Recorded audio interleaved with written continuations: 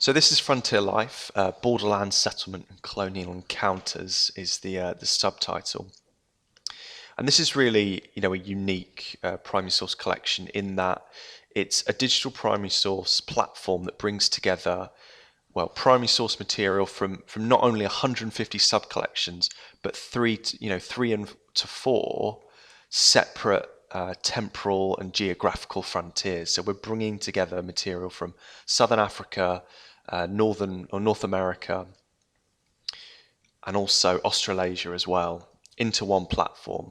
And what this really allows to do, I suppose, what the focus of this project is to allow that comparative research of different frontiers at the same time. So if we click into the introduction tab, we can find out a bit more about the source of this material. So as you can imagine, covering three different frontiers, we've really had to source material from a lot of different libraries.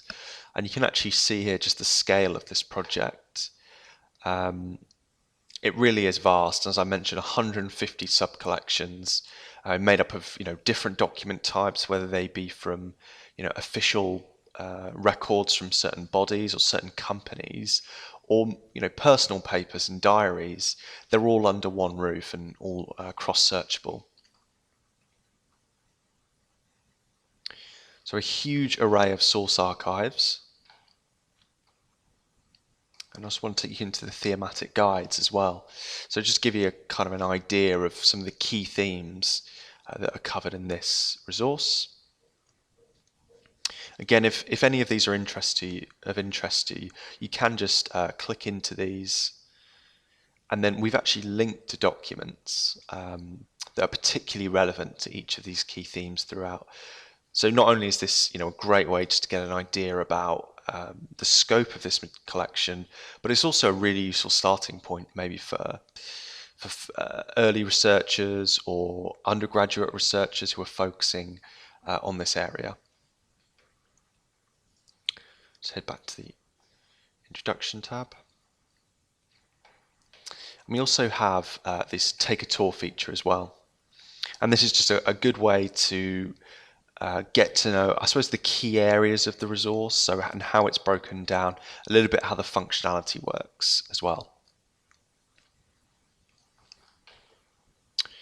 So that's the introduction tab. I should also mention that we do have a nature and scope page as well, which really kind of outlines the justifications and the decision making around the scope of this collection, and what the selection process set out to achieve. Again, a bit more about those key themes. So I do recommend you just take a look at this tab first of all, just to get your bearings around the collection. So let's move to the main documents list.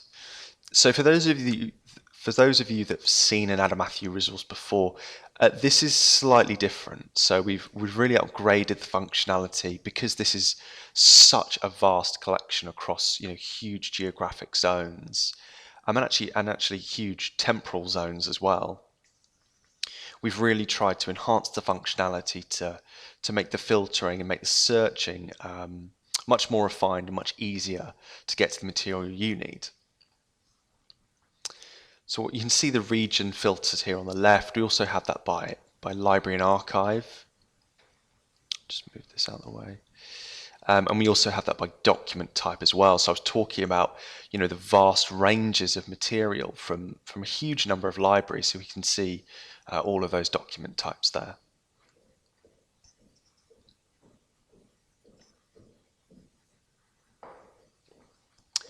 What I want to do is I'm just going to refine by, let's say, American Midwest.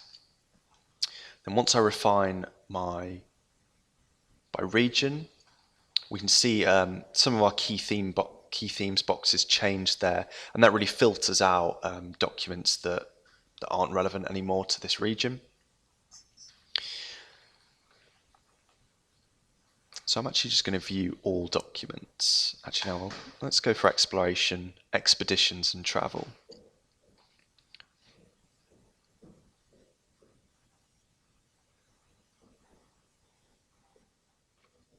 Here we are. So once we got into this, we've refined by a region, we've clicked into a key theme, and I can view the thematic guide for all documents in this collection relating to exploration. I can also sort my list by alphabetical title, by date ascending or descending, and actually view either the region, actually we were already refined by that, but I can view document type, or the library it comes from as well. What I want to do is just click into this document here.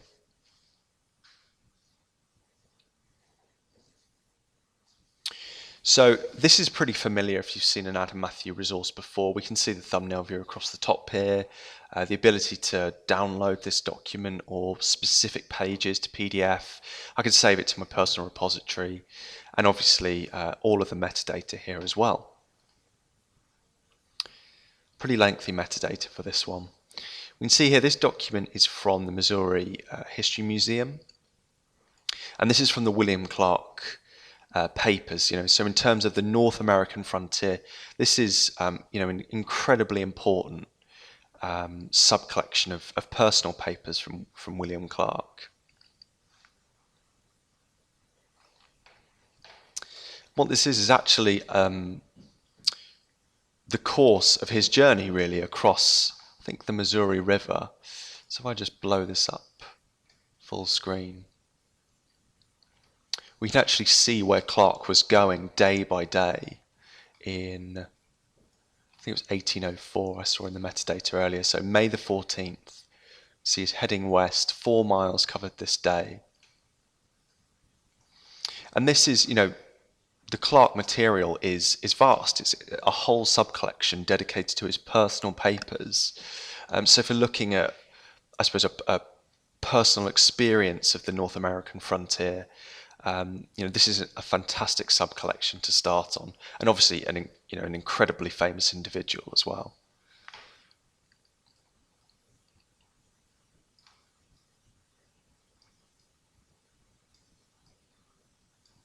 Again, this is the page level viewer, so if we want to move through the pages, we just need to come out that full screen and either click into the thumbnails so we can view the full document, or we move to the next page, just like that.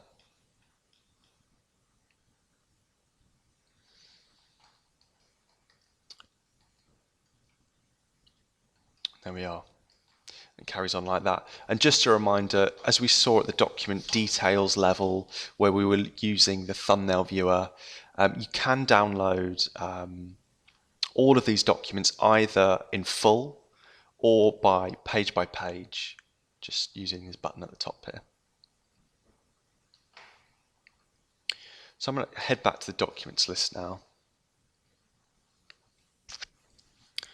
So we saw some of that early 19th century, early expeditions into, the American frontier, really, in the Midwest region. What I want to do is show you some Australian material now. So let's refine by Australia.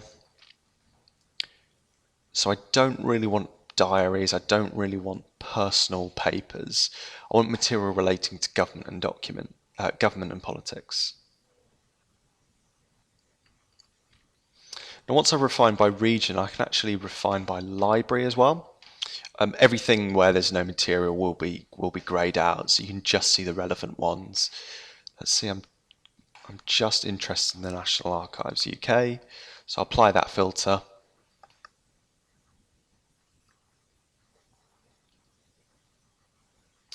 And there we are. Again, I can pull this down and maybe take a look at the different document types.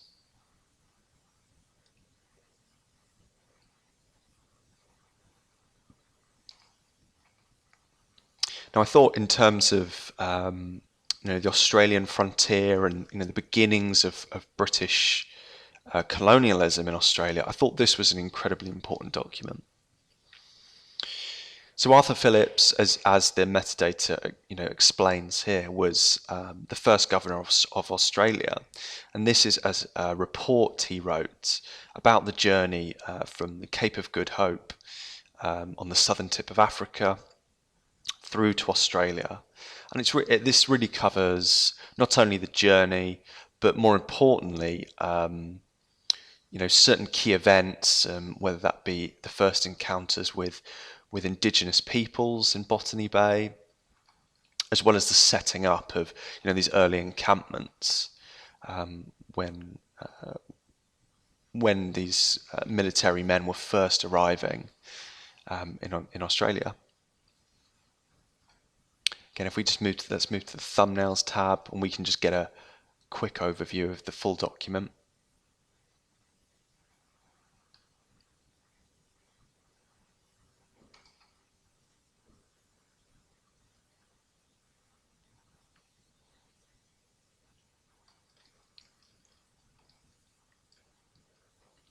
So again, a lot of this, these early frontier documents, whether they be personal or whether they be, official documents, they're obviously, the vast majority of them are manuscript, which makes the quality of the scans extremely important. So we do have this full screen viewer, just using this button here. I've been using it a bit already. This is really going to allow you to get in and view these manuscripts word by word. Obviously, we all know students sometimes find manuscripts a little difficult to decipher, and it kind of turns them off. We've all tried to decipher grainy, microfilmed manuscripts. So hopefully this is not that arduous. We can really get in and view this word by word if we need to.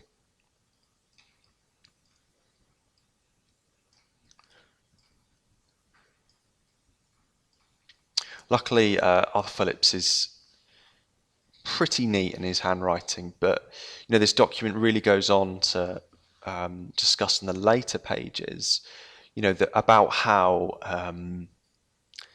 the soldiers really kind of started to interact and trade with local indigenous people, and how kind of the building of these camps and these early settlements, I suppose, affected them, and how the relationship developed in those really early stages in Botany Bay. So we just head back.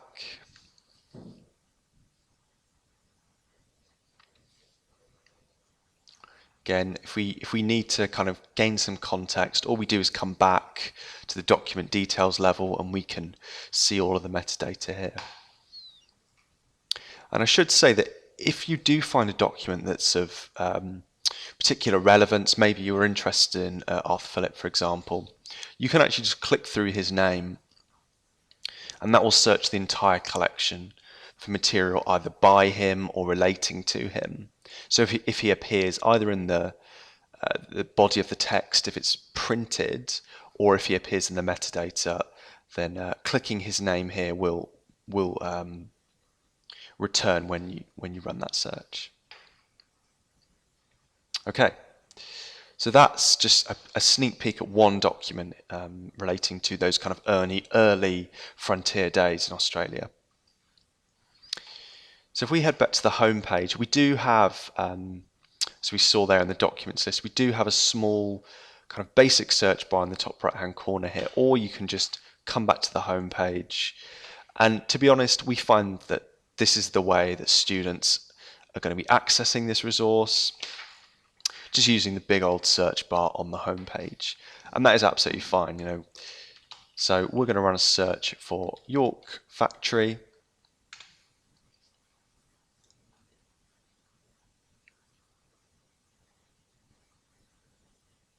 Again, so 44 results, but maybe I want to refine that even more. So I'm going to pull region down, just search for Canada.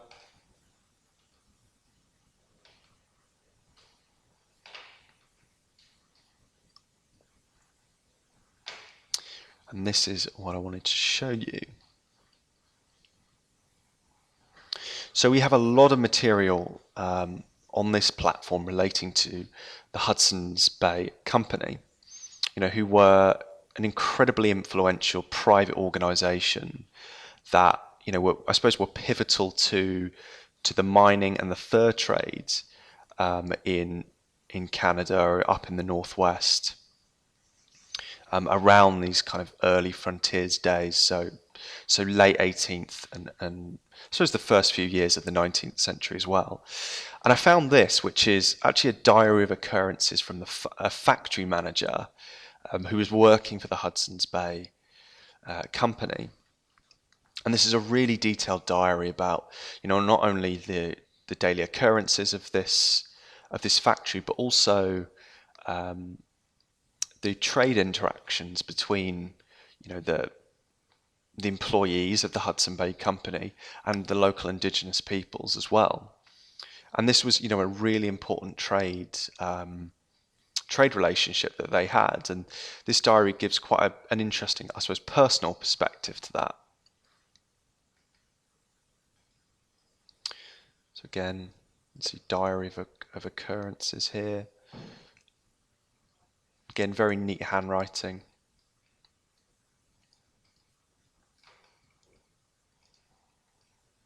Again, we can see here the go to, and that's just going to take us to each of the images.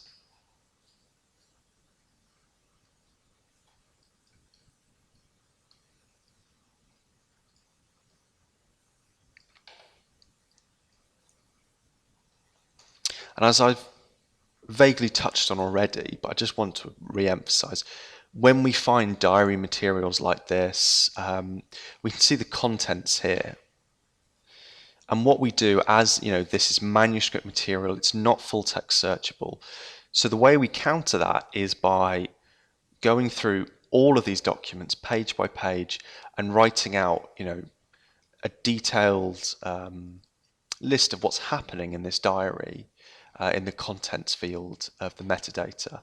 So hopefully students will have an idea of exactly what is happening in this diary and who it's by. So you can see the author is Joseph Colon. Again, if I want to look just for materials either by Joseph Colon or relating to him, I just click through his name here and that will search the platform.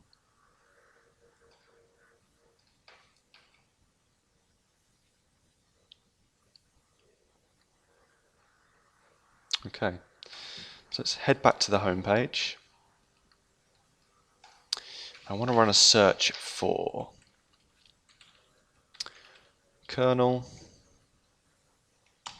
Collins. Put that in speech marks.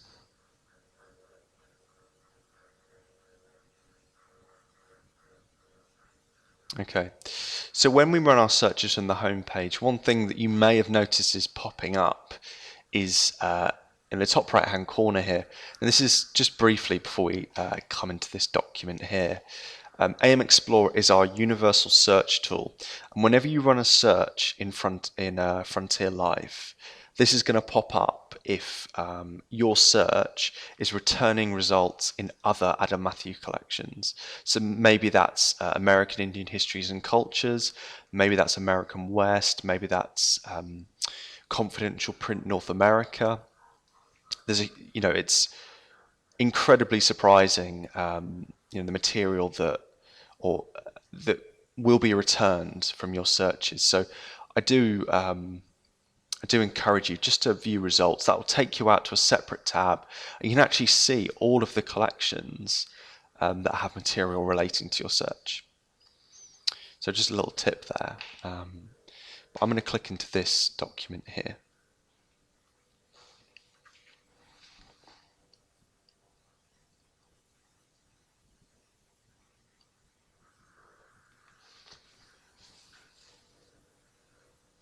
So we've looked at material from, the fur trading route controlled by the Hudson Bay Company in Canada. We've looked at the William Clark papers, exploring those frontiers in the American Midwest.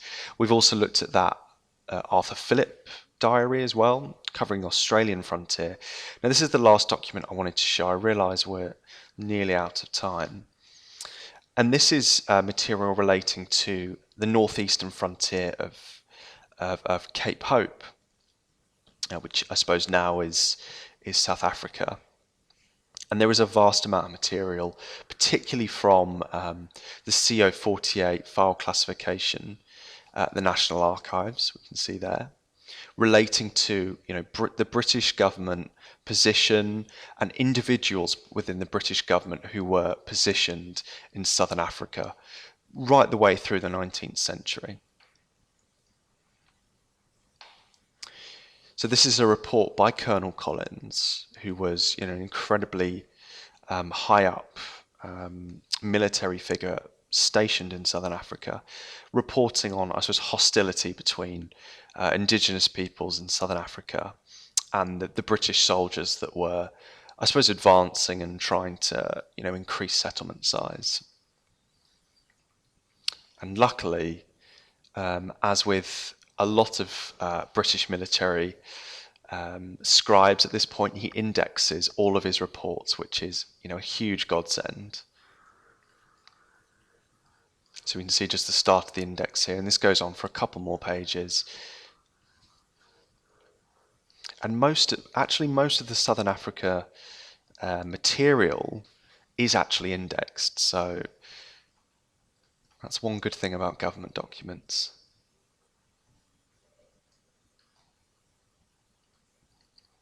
Again, if we need to quickly scrub through pages and just see where the actual diary starts, we just come to the thumbnails tab and we find where the diary starts, and we can start on page image 10, for example, and we can start here. Okay, now I realise we're just about finished, so a couple of things I just want to show you, a couple of tools that I think enrich and provide context to the primary source documents that we've been looking at. And one of those is the map chronology tool. So just make this full screen. And what this really is a chronological and interactive map, which I suppose gives context to key events happening on each of these frontiers that we've identified. So let's maybe focus on the North American frontier. And what we can do is we can see the chronology on the left-hand side here. So maybe I'll want to move around to, let's say, 1750. And key events happening around 1750. This is particularly useful for perhaps lower level undergraduate students, or, as I mentioned before, researchers who perhaps aren't as well versed in this area of study. Again, we can click into each of these key events and the map will take us to where this was occurring. And the map actually also has a useful frontier key, as it were. So we can see around 1763, which is roughly where we're looking on the chronology. We can see each of the geographic zones that were occupied by various European powers. We can drag that around. And if we're just interested in a particular zone, so maybe I'm interested in, let's say, the Midwest here. So 1838 is a Mormon War. And then we can see key search terms affiliated with this key event. So I can then run a search in the entire resource for Mormonism, for example. So a useful interactive tool there. Again, we get to that just by clicking here, map chronology. Really useful contextual tool, and actually great for the classroom as well. So if you have faculty that are running courses on either the American frontier, comparative frontiers, or even just US history or Borderlands history, the map chronology is actually a really good tool just to throw up on a screen and run through a few key events. And the last thing I wanted to show, and something that you will be familiar with if you've seen Adam Matthew resources before, is the image gallery. Again, great for LibGuides pages, great for blackboards, or just putting together libraries of images to maybe set your students off, or maybe something to show on the screen. And what we do is we take all of the visual materials from the documents list and we actually copy them across to a separate image gallery as well.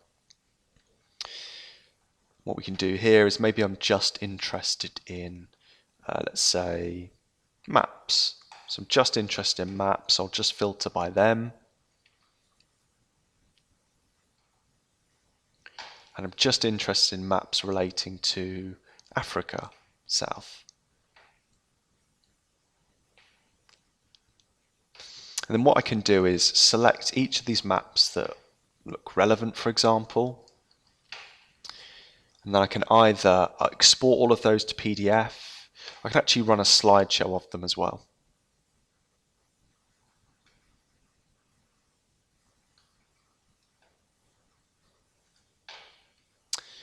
And that is all I wanted to show you. You can see the advanced search page in the top right hand corner here, but again I would recommend just using that big old search bar on the home page and using those filters that we've been using throughout the webinar just to get to the regions we need, to get to the document types we need.